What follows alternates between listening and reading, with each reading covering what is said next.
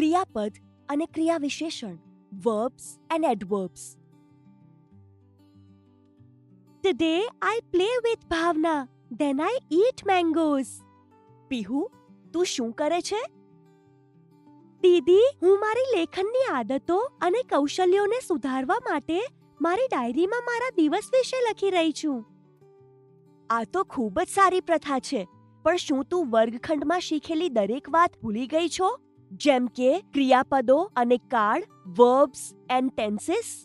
જ્યારે આપણે ભૂતકાળ એટલે કે પાસ્ટ ટેન્સમાં લખીએ છીએ ત્યારે પ્લે બદલાઈને પ્લેડ થઈ જાય છે. અરે હા, તો પ્લે બની જાય છે પ્લેડ. હું સાવ ભૂલી જ ગઈ હતી. વાહ, તો ઈટ બની જશે ઈટેડ.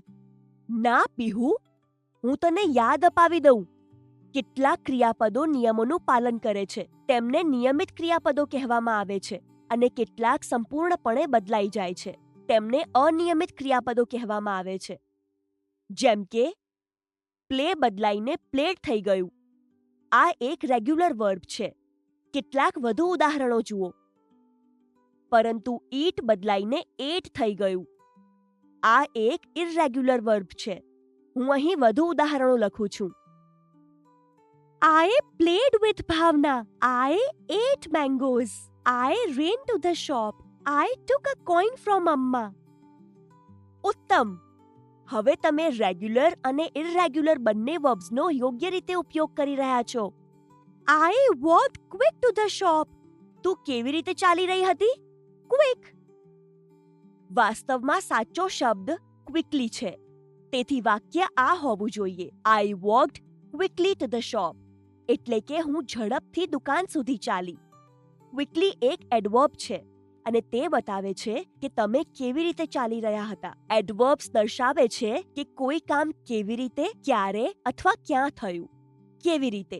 Quickly, slowly, clearly, carefully, generally વગેરે. ઉદાહરણ: I walked quickly to the shop. ક્યારે? Yesterday, today, now, then, later વગેરે. ઉદાહરણ: I went to school yesterday. ક્યાં? Here, everywhere, nearby, inside, outside વગેરે. ઉદાહરણ તરીકે, I looked everywhere for my bag. બહેન, હું હજુ પણ થોડા કન્ફ્યુઝનમાં છું. ઠીક છે, હું તને એક ઉદાહરણ આપીશ. પહેલા જોઈએ કામ કેવી રીતે થાય છે. ક્વિકલી કે સ્લોલી? હા, ચોક્કસ. વધુ ઉદાહરણ સાંભળો. પીહુએ પ્રશ્નોના જવાબ ક્લિયરલી આપ્યા. રાઘવે કબાટને કેરફુલી ખોલ્યો.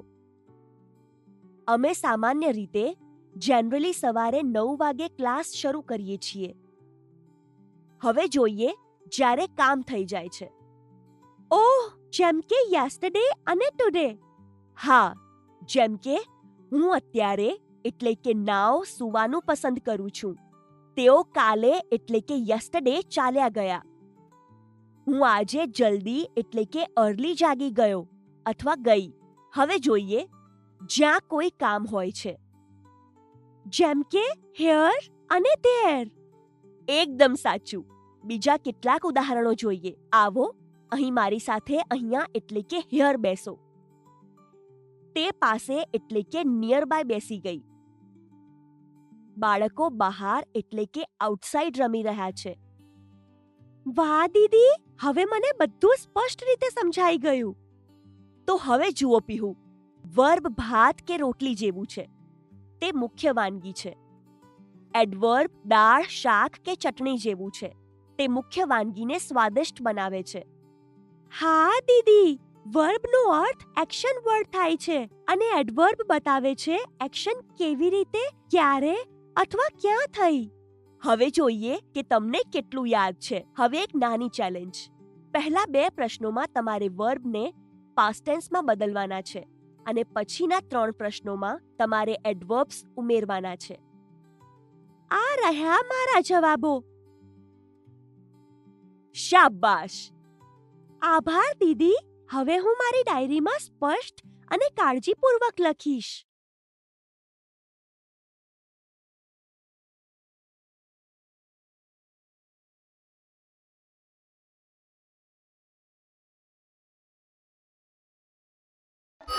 છે.